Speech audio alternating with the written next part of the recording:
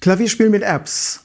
Dazu schauen wir uns hier jetzt Korg Module Pro an. Diese App haben wir in unseren Testberichten ja schon immer wieder mal so am Rande gezeigt im Zusammenhang mit Digitalpianos. Aber die sollte man sich wirklich mal genauer angucken, denn das ist schon ein kleines, aber feines Keyboard-Studio mit ganz vielen Sounds, Effekten, Aufnahmefunktionen und sogar Sounderweiterungen, die man per In-App-Käufe dann übernehmen kann in sein iPad oder auch iPhone. Hallo Yassin. Hallo Jörg, ich grüße dich. Beim Test des Pure Piano hast du letztes Mal gesagt, dass du Korg Module eigentlich schon eine Weile sogar bei deinen Gigs einsetzt. Genau. Ich bin sehr gespannt, welche Erfahrungen du bisher gemacht hast, weil du bist hauptsächlich ja als Jazzpianist unterwegs. Da sollte ja eigentlich ein Klavier reichen. Vielleicht kannst du kurz mal schildern, wie du Korg Module Pro einsetzt überhaupt. Ja, also bei mir ist so, dass ich natürlich so hauptsächlich am Klavier spiele oder einen Klaviersound brauche und mir eigentlich alles andere nicht mehr aufwendig mit noch einem zweiten, dritten, vierten Keyboard holen möchte, sondern quasi mit einem leichten MIDI-Keyboard dann ja so einen Klangerzeuger wie die Korg Module App ansteuern möchte. Und das habe ich letztes Jahr probiert im Sommer bei ein paar größeren Jazz-Gigs. Und da braucht man natürlich auch immer mal einen speziellen Synthesizer oder eine Orgel oder sowas. Das kommt dann doch immer mal vor. Und ich muss sagen, ich bin ziemlich begeistert von der Korg-App, weil sie einfach wahnsinnig viel bietet. Es gibt quasi kaum Latenz, also man kann das live wirklich gut spielen. Klanglich ist es auch hervorragend, was da rauskommt.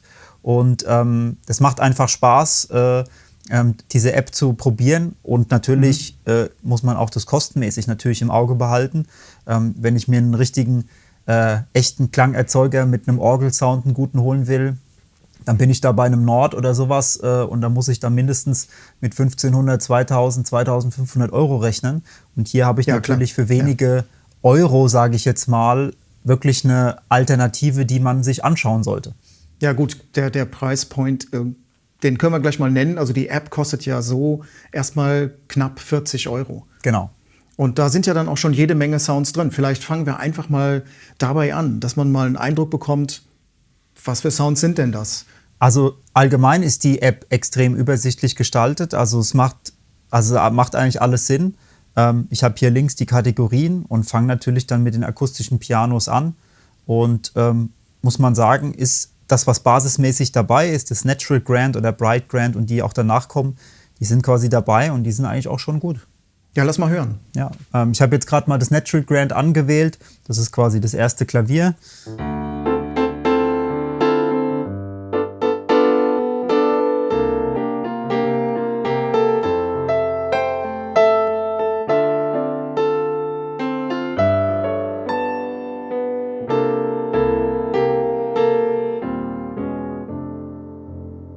Hübsch.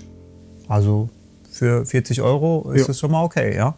Also klingt vielleicht ein bisschen knallig, aber... Es ist ein bisschen knallig. Also man muss sagen, wir haben ja das Pure Piano getestet kürzlich. Die Klaviere waren natürlich mega, haben mega geklungen, ist aber halt eine reine Piano-App. Genau, ist ja nur ein Sound eigentlich. Genau. Und Korg will natürlich auch, dass man investiert, am besten sein Geld. Und da gibt es natürlich auch noch ein paar andere Angebote, die man dann im akustischen Piano-Bereich hat. Ja, genau. Da kann man ja noch, wie gesagt, mit In-App-Käufen die Sounds erweitern. Dazu kommen wir ja gleich noch. Genau. Da gibt es ja wirklich gute Möglichkeiten. Das Ivory zum Beispiel hören wir gleich. Genau. So, ich habe hier zum Beispiel das Preset Damper Reverb Grand. Was ist das?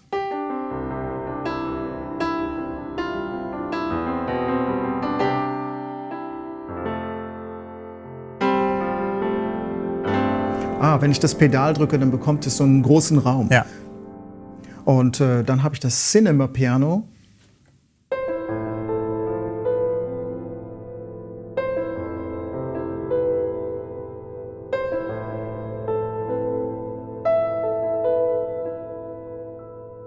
Auch sehr schön. Ja. Also man kann hier sehr viel mit Effekten machen, scheint mir. Ja, also es gibt ja schon ganz viele Presets hier. Und da kann man eigentlich gleich loslegen. E-Pianos, was haben wir da? Da habe ich das Tremolo EP. Wow, das klingt wirklich toll mit diesem schönen Stereo-Tremolo.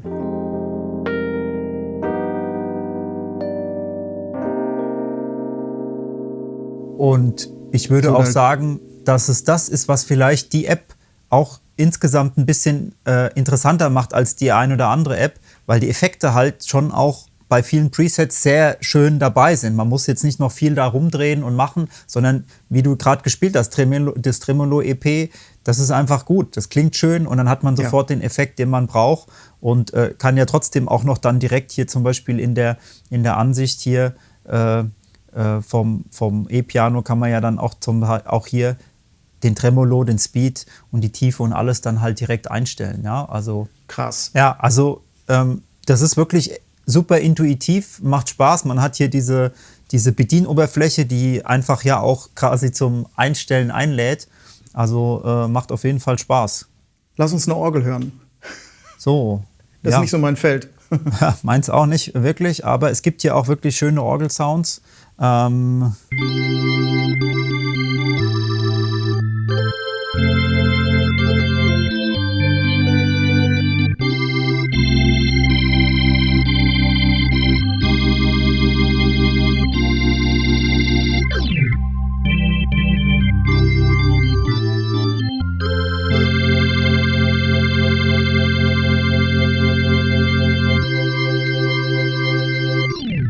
Ja, also wie gesagt, ich bin kein großer Orgelspieler, aber man hat hier auch mit dem Pedal, Rotation funktioniert einwandfrei. Ich habe auch bei Einstellungen die Möglichkeit, auch bei den Orgeln die Funktion zu ändern von Rotation, ja, auf Sustain zum Beispiel, falls ich das trotzdem will. Also ja, man alles gedacht und auch hier habe ich wieder verschiedene Einstellmöglichkeiten mit dem Overdrive.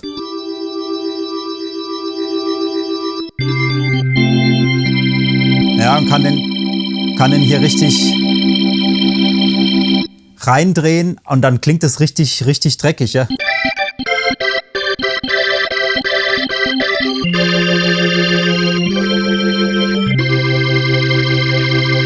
Ja, und ist gekauft. Ja, also selbst jemand wie ich, der jetzt nicht der große Orgelman ist, kriegt da halt einen gescheiten Orgelsound raus. Und ich glaube, das ist das, was jemand wie ich zum Beispiel möchte. Ich habe keine Lust, da rumzuschrauben und das hinzukriegen, sondern hier, wenn ich das wirklich an die Lautsprecher anschließe, das bläst einen wirklich weg. Also das ist erstaunlich, was da aus der Orgel rauskommt. Und ich habe hier wirklich auch, wie man in dem Programm sieht, die bunte Auswahl. Also ich war jetzt hier schon quasi ja auch auf dem Sound 1, 2, 3, 4, 5. Auf dem 6. Preset habe ich vorher schon 5 andere, eine Jazz-Orgel, eine Memphis-Orgel, Soul-Orgel, also alles quasi schon. Da ist wirklich eine Menge dabei. Ja. Clavinets, da gibt es sogar die verschiedenen Filtereinstellungen.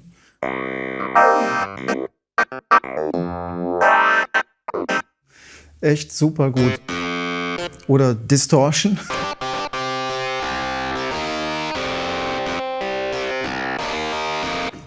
Ja, das ist irgendwie lustig und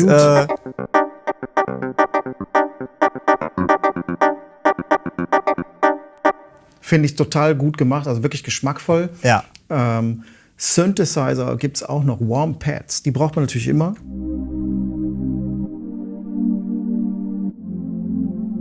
Ja. Korg-typischer Klang, also absolut, ja. Abgespaced, aber auch trotzdem auch cool klingend so, ja? Absolut. Können wir schon mal das resümieren für diese Soundkategorien, die man on board hat. Wirklich sehr, sehr brauchbar. Damit kann man schon mal viel machen. Aber wir haben ja noch die Möglichkeit, weitere Sounds hinzuzuladen. Das macht man ja hier in dem Store. Und da findet man dann weitere Soundsets, und die man dann zukaufen kann. Genau. Das ist auch sehr, sehr gut gemacht, und da habe ich auch schon einige geladen. Du hast doch bestimmt auch einige davon. Genau, also ich habe jetzt, gehe auch noch mal in den Store mal rein, und ja, hier sieht man, dass man hier wahnsinnig viel kaufen kann. Ich habe also die Orgeln und Klavinetts Collection mir besorgt, den Ivory Flügel, den American D, die Scarby E-Pianos, die quasi von den Plugins übernommen wurden. Ja? Der Scarby, der jahrelang auch für Native Instruments E-Piano-Plugins zum Beispiel gemacht hat, die haben sie hier auch übertragen, klingen sensationell. Ja, und vielleicht können wir ja mal das ein oder andere auch mal noch mal antesten. So ein Paket kostet immer zwischen 4,99 € und ich sag jetzt mal 19,99 €. Es gibt auch manchmal welche, die sind etwas teurer, aber es ist meiner Meinung nach immer noch absolut im Rahmen. Also ich habe das Ivory German Grand, das Mobile Grand, und du hast das American D. Ich habe das American D, und das sieht man hier auch, dass man es hier auch, erstmal sieht man hier an der Seite AMD, also American D, und Synthergy. Also man kann es hier also auch sofort auch live erkennen, dass man hier in den Flügeln drin ist. Und dann klingt das natürlich dann schon auch nochmal anders irgendwie, ja. Also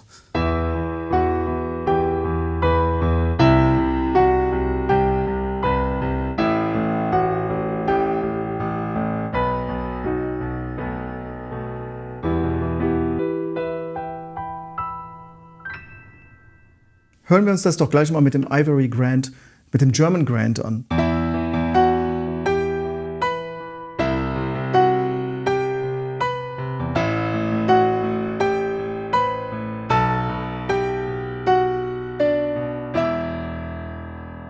ja, Klingt auch gut. der klingt Ist auch aber gut, ne? Der klingt, ist eine andere Klangfarbe. der klingt noch ein bisschen markanter, würde ich jetzt sagen, ja.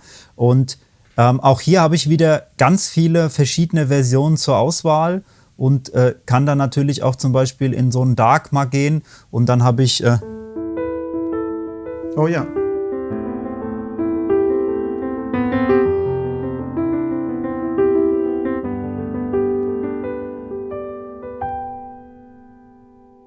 und dann habe ich Soft Ivory Grand.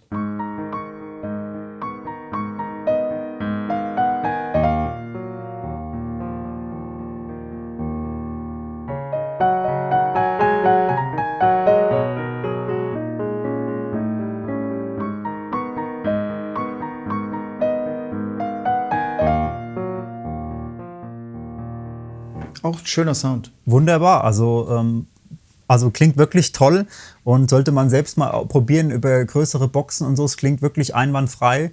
Und Ja. Also auf meinen Monitoren hier habe ich das auch. Ich bin super glücklich. Das ist ein toller Sound. ja, Ambient Piano. oh,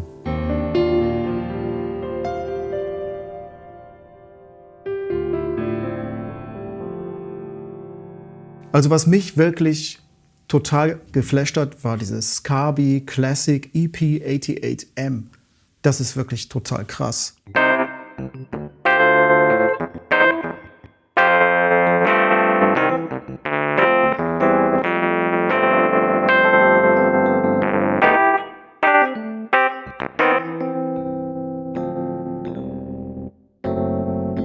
Wahnsinn.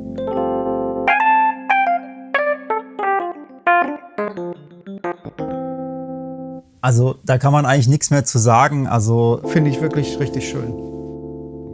Ganz tolle Sounds. ja, und auch hier wieder die Möglichkeit, zum Beispiel den Drive wieder.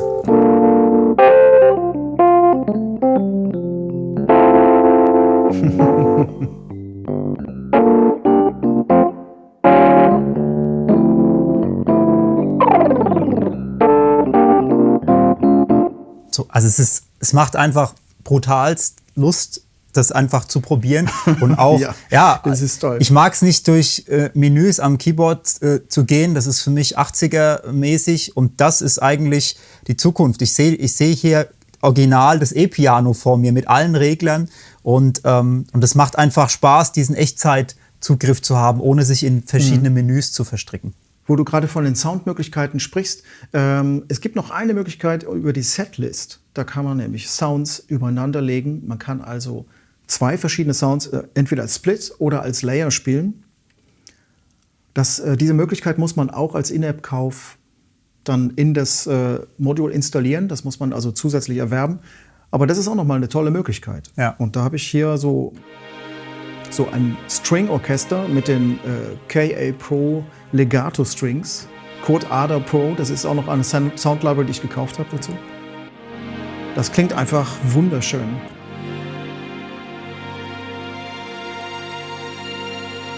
Cool. Oder man legt halt Akustikpiano und E-Piano zusammen.